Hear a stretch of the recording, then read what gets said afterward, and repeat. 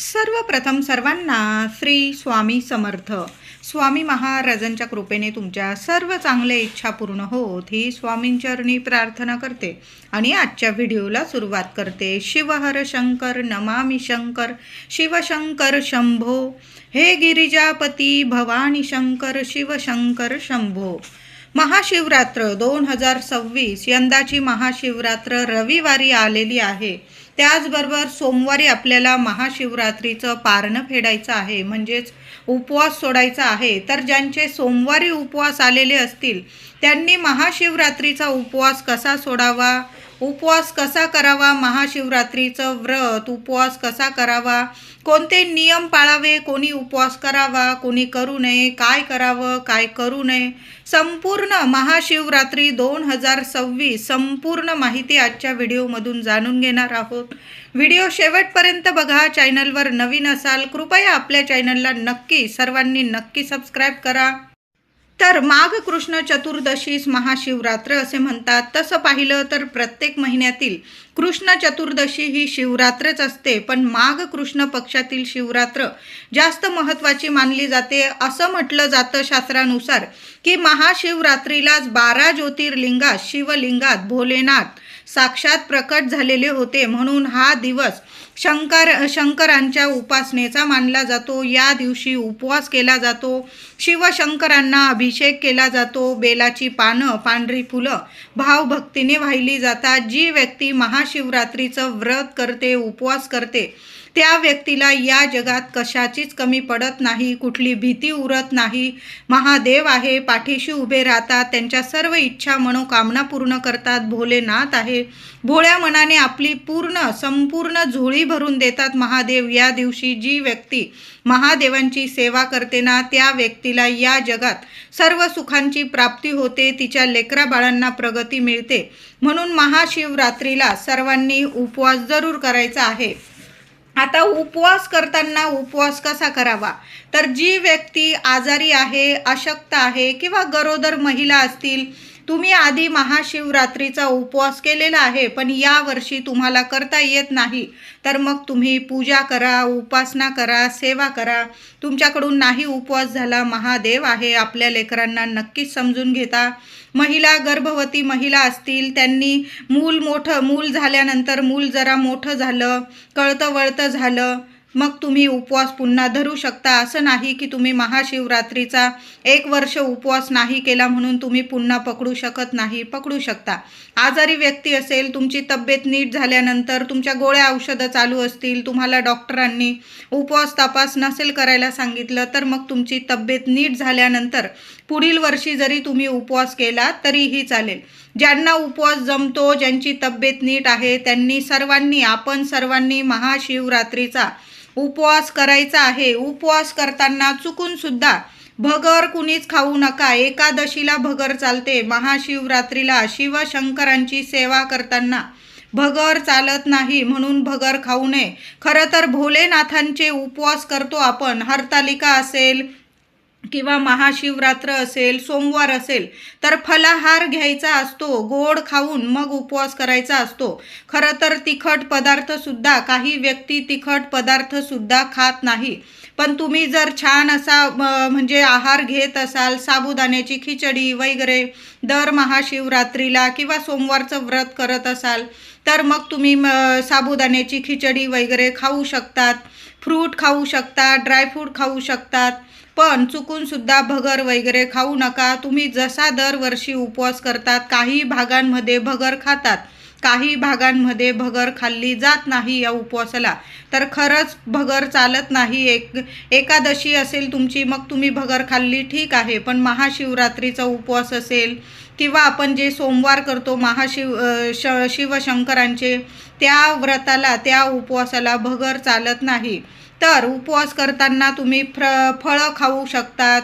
तुम्ही बटाटा किंवा साबुदाणा वगैरे, शेंगदाणे वगैरे हे पदार्थ तुम्ही खाल्ले तरीही चालेल. साध्या सोप्या पद्धतीने आपल्याला उपवास करायचा आहे. ज्यांना मासिक धर्म असेल महाशिवरात्रीला त्या महिलांनी सुद्धा उपवास, तुम्ही दरवर्षी उपवास करता तशाच पद्धतीने उपवास करायचा आहे. फलाहार घ्या, साबुदाणा खातात साबुदाणा खा, पण उपवास जरूर करायचा आहे. फक्त लांबून नमस्कार करायचा आहे. कहाणी, महाशिवरात्रीची कहाणी सर्वांनी जरूर ऐकायची आहे. मासिक धर्म असेल त्या महिलांनी कुणाला तरी सांगून कहाणी जरूर पठण करून घ्या आणि तुम्ही श्रवण करायची आहे. पण कहाणी महाशिवरात्रीला कहाणी सर्वांनी ऐकायची जरूर आहे. आता महाशिवरात्रीचा उपवास आपण रविवारी करणार, तर मग सोमवारी महाशिवरात्रीचा उपवास सोडणे, पारणं फेडणे 16 फेब्रुवारीला आपल्याला करायचं आहे. आता बऱ्याच लोकांचे सोमवारचे उपवास पण असतात. मग महाशिवरात्रीचा उपवास कसा सोडायचा बरं? तर ज्यांचे उपवास नाही त्या व्यक्तींनी 16 फेब्रुवारी 2026 सोमवार दिवशी महाशिवरात्रीचा उपवास सोडायचा आहे. सकाळी 7 वाजेपासून दुपारी 3:25 तुम्ही या वेळात केव्हाही महाशिवरात्रीचा उपवास सोडू शकता. आधी देवांची पूजा करायचा, पुन्हा आपण महादेवांना अभिषेक करा. दररोज तुम्ही जशी नित्य पूजा करता तशी पूजा करा. देवांना नैवेद्य दाखवायचा आहे, छान काहीतरी गोडाचा पण नैवेद्य दाखवा आणि मग तुम्हाला महाशिवरात्रीचा उपवास सोडायचा आहे. आता ज्या व्यक्तींचा सोमवारचा पण उपवास आहे, मग अशा व्यक्तींनी 16 तारखेला सोमवारी उपवास कसा सोडायचा? तर काय करायचं आहे, तुम्ही महाशिवरात्रीचा उपवास सोडण्या अगोदर तुमचा सोमवारचा पण उपवास आहे तर महादेवांना अभिषेक घातलेलं जलाधारीच्या इथून थोडंसं तीर्थ घ्यायचं आहे. घरी पण सेवा करू शकता, मंदिरात जाऊन सुद्धा सेवा करा. 16 तारखेला थोडंसं तीर्थ घ्यायचं आहे आणि महादेवांना प्रार्थना करायची आहे. हे भोलेनाथा, भोले भंडारी, आज माझा सोमवारचा पण जसा महाशिवरात्रीचा तुमच्या नावाने मी उपवास करत आहे तसा माझा आज सोमवारचा तुमचाच उपवास आहे. मी हे तुमचं जलाधारीच्या इथून तीर्थ घेत आहे आणि महाशिवरात्रीचा उपवास सोडत आहे असं बोलून तुम्हाला ते तीर्थ पिऊन घ्यायचं आहे. एखादं बेलपत्र खाल्लं तुम्ही चालेल, तुमचा महाशिवरात्रीचा उपवास सुटलेला आहे. मग तुमचा सोमवारचा पण उपवास लागू पडणार आहे. मग संध्याकाळी 5:30 आत तुम्हाला महाशिवरात्रीचा आणि सोमवारचा हा दोन्ही उपवास तुम्हाला देवाला नैवेद्य दाखवायचा आणि मग तुम्ही उपवास सोडायचा आहे. पण संध्याकाळी 5:30 आतच, कारण सोमवती अमावस्या प्रारंभ होत आहे. महाशिवरात्रीचा उपवास अमावस्या तिथीत सोडू नका, आधी सोडून घ्यायचा आहे. कळालं असेल माझ्या महिलांना, दादांना. महाशिवरात्रीचा उपवास आणि ज्यांचा सोमवारचा पण उपवास आहे त्यांनी सोमवारचा उपवास सोडताना महाशिवरात्रीचा उपवास तुम्ही सकाळीच एखादं बेलपत्र आणि थोडंसं तीर्थ पिऊन तो महाशिवरात्रीचं पारणं फेडून घ्यायचं आहे आणि दिवसभर उपवास करायचा तुमचा सोमवारचा. आणि संध्याकाळी 5:30 आत तुम्ही पाटावर बसून अन्न ग्रहण करायचं आहे. देवांना नैवेद्य दाखवा. सोमवती अमावस्या प्रारंभ होत आहे 16 फेब्रुवारी 2026 सोमवार दिवशी संध्याकाळी 5:33 सोमवती अमावस्या प्रारंभ होत आहे. त्याच्या आधीच तुम्हाला तुमच्या सोमवारचा उपवास सुद्धा सोडून घ्यायचा आहे. कळालं असेल सर्वांना. तर अशा पद्धतीने तुम्ही महाशिवरात्रीचा उपवास पण करू शकता आणि तुमचा सोमवारचा उपवास सुद्धा लागू पडणार आहे. संध्याकाळी 5:30 आत तुमचा उपवास तुम्ही सोडून घ्यायचा आहे. महाशिवरात्रीला सर्वांनी लवकर उठायचं आहे आणि आंघोळीच्या पाण्यात थोडंसं गंगाजल असेल घेऊन या. थोडंसं गंगाजल टाकायचं आहे आणि मग आंघोळ करायची आहे.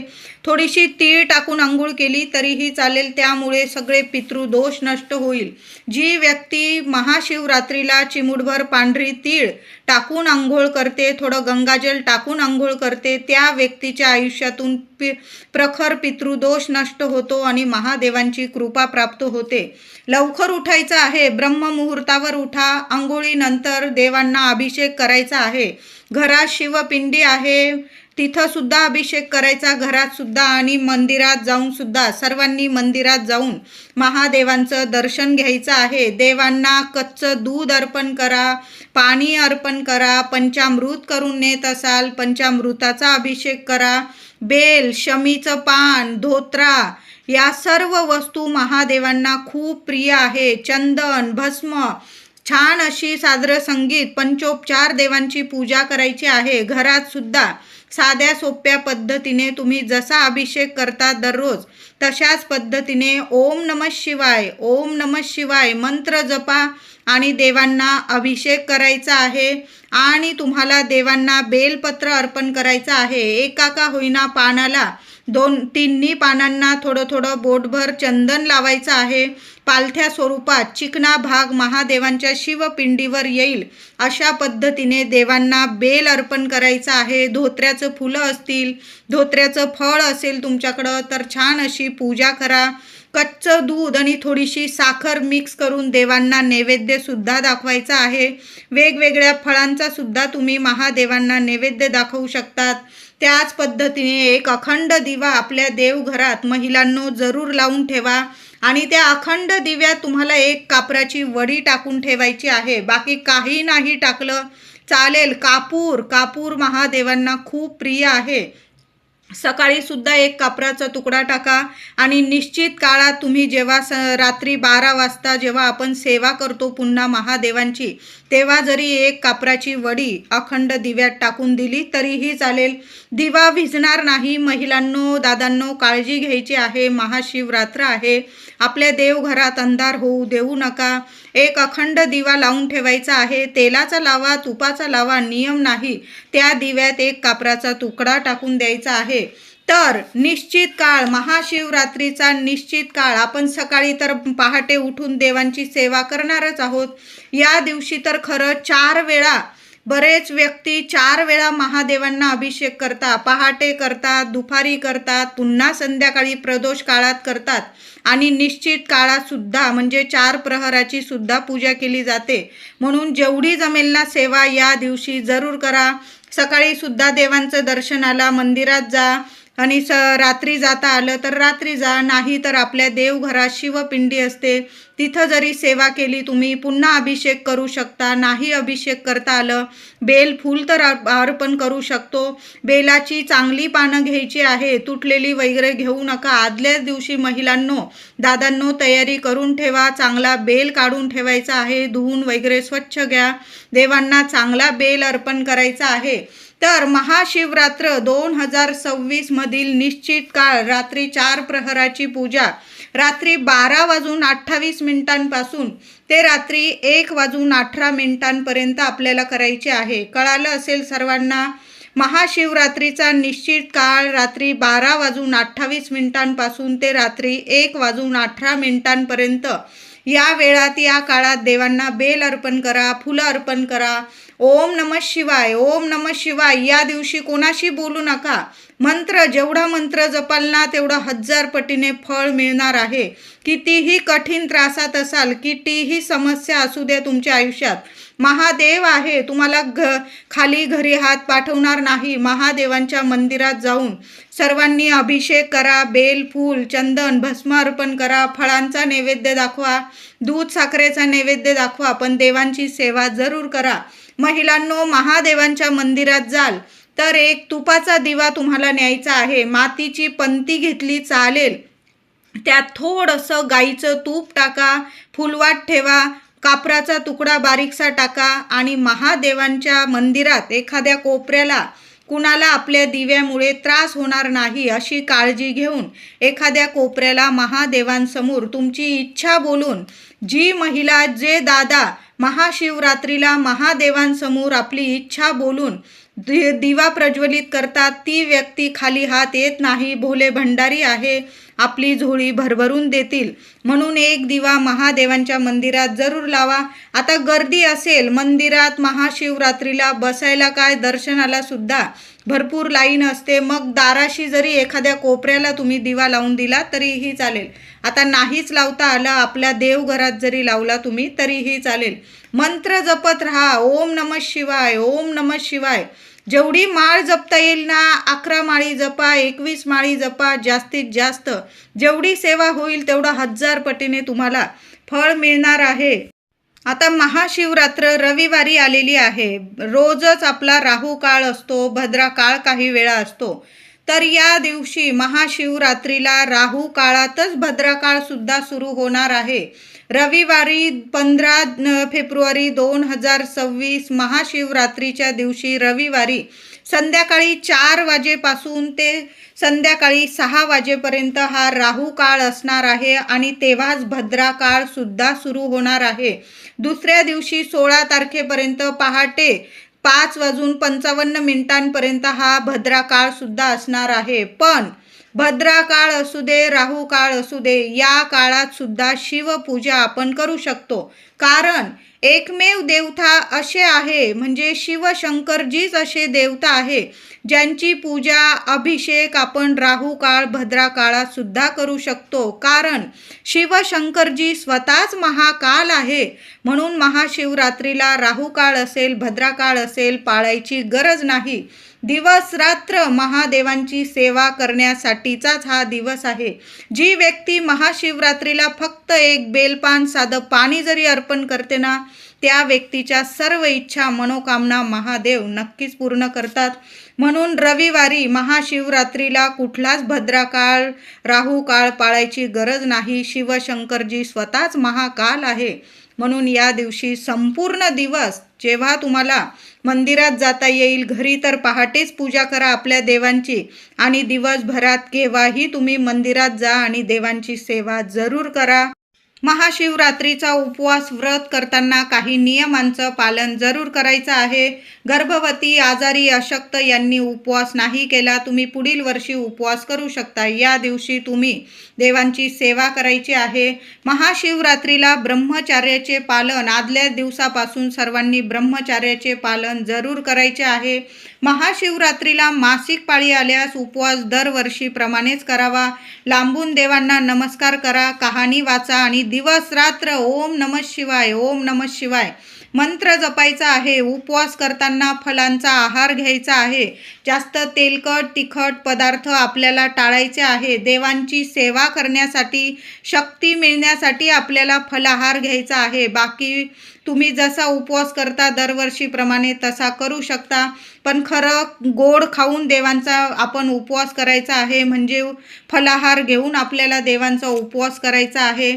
सेंदेव मीठ, तुम्ही जर आहार घेत आहात, थोडं तिखट वगैरे खात आहात तर पांढरं मीठ वापरू नका, सेंदेव मीठ वापरायचं आहे. तिखट पदार्थ जास्त खाऊ नका. मनापासून उपवास व्रत करायचे आहे. उपवास न करणाऱ्यांनी, आता जी व्यक्ती उपवास करत नाही, तुम्ही जेवत आहात तर या दिवशी कांदा, लसूण, मांसाहार, मद्यपान या पदार्थांचा आहारात समावेश करू नका. या दिवशी चिडणं, ओरडणं, भांडणे, अपमान, घरात कटकटी होईल, या गोष्टी आपल्याला टाळायच्या आहे. घरात शांतता राहील आणि देवांचं नामस्मरण होईल, एवढंच आपल्याला बघायचं आहे.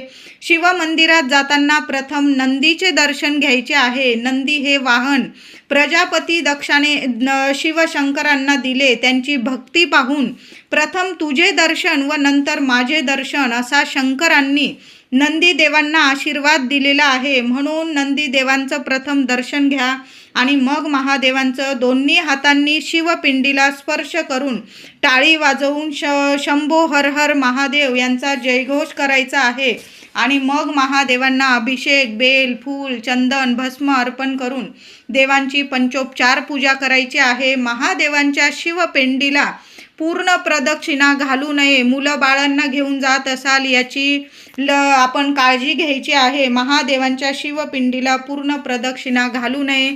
पूजा बसून शांततेत करायची आहे. उत्तरेकडं तोंड करून आपण शांततेत बसून पूजा करायची आहे. महाशिवरात्रीला सर्वांनी लवकर उठायचं आहे. दिवसा दुपारी झोपू नये. रात्री जागरण करायचं आहे. निश्चित काळ संपेपर्यंत तरी सर्वांनी जागरण जरूर करायचं आहे. आजारी अशक्त व्यक्ती आहे, गरोदर महिला आहे, त्यांनी ठीक आहे एक वेळ झोपले, पण आपण सर्वांनी जागरण या दिवशी निश्चित काळपर्यंत तरी जागरण सर्वांनी जरूर करा. मंत्र जपायचे आहे. श्रद्धा महत्त्वाची आहे. या वर्षीची महाशिवरात्र अतिशय दुर्मिळ योगावर आलेली आहे. जवळजवळ 51 वर्षानंतर सर्वार्थ सिद्धी योग आणि अमृत सिद्धी योगावर या वर्षीची महाशिवरात्र असणार आहे. या 5 राशींची 200% लॉटरी लागणारच आहे आणि नशीब चमकणार आहे. ही संधी अजिबात सोडू नका. तर पहिली रास आहे मेष रास. मेष राशींना हा महिना आनंदात आणि उत्साहात जाणार आहे आणि पुढील काळ तर सोनेरी येणार आहे तुम्हाला. नोकरदारांना बढती, नवीन पद स्वीकारावे लागणार आहे. प्रतिष्ठित व्यक्तींच्या भेटी गाठी होणार. समाजात मान सन्मान वाढणार आहे तुमचा. नोकरी व्यवसायात प्रगती आणि तुमच्या कष्टाला 200% फळ मिळणार आहे. महादेवांची भरभरून कृपा होणार आहे. दुसरी रास म्हणजे कर्क राशीच्या व्यक्तींना महाशिवरात्रीपासून सुवर्ण काळ सुरू होणार आहे. शिवांच्या कृपेने आजपर्यंत बघितलेली सर्व स्वप्न त्यांची पूर्ण होणार आहे. पैसा तुमच्याकडे येण्याचा मार्ग स्वतः शोधणार आहे. लक्ष्मी तुमच्या घरात आणि तुमच्या आयुष्यात कायमची स्थिर होणार आहे. घराची, पैशांची, आरोग्याची, पद, प्रतिष्ठा 200% तुमची लॉटरी लागणार आहे. तिसरी रास म्हणजे तूळ राशीच्या व्यक्तींना महाशिवरात्रीपासून गोड दिवस सुरू होणार आहे. बऱ्याच वर्षापासून जमीन, घराबद्दलची तुमची केस असेल तर निकाल तुमच्या बाजूने लागणार आहे. कुणाला तुम्ही बऱ्याच वर्षापूर्वी पैसे उसने दिलेले असेल आणि ते परत मिळत नव्हते, ते पैसेसुद्धा तुम्हाला महादेवांच्या कृपेने अचानक परत मिळणार आहे. यंदाची महाशिवरात्र तुम्हाला सोन्यासारखी जाणार आहे. चौथी रास वृश्चिक राशीच्या व्यक्तींना ग्रहमान आणि महाकालांची कृपा लाभत आहे. तुमच्या प्रयत्नांना यश मिळेल. कार्यक्षेत्रात मिळालेली संधी अजिबात सोडू नका. या संधीचं सोनं होणार आहे तुमच्या. पाचवी रास म्हणजे मकर राशीच्या व्यक्तींना महाशिवरात्रीपासून ग्रहमान तुमच्या मनाजोगे लाभणार आहे. अपेक्षेप्रमाणे यशप्राप्ती होईल, अर्थप्राप्ती होईल. आर्थिक स्थिती मजबूत झाल्याने तुम्ही तुमच्या मनाप्रमाणे खर्च करणार आहे. तर बघा, या वर्षीची महाशिवरात्र या 5 राशीच्या व्यक्तींना अतिशय शुभ ठरणार आहे. तसं तर सर्वांनाच यंदाची महाशिवरात्र अतिशय शुभ आणि फलदायी ठरणार आहे. जेवढी सेवा होईल ना महादेवांची, सर्वांनी जरूर करा.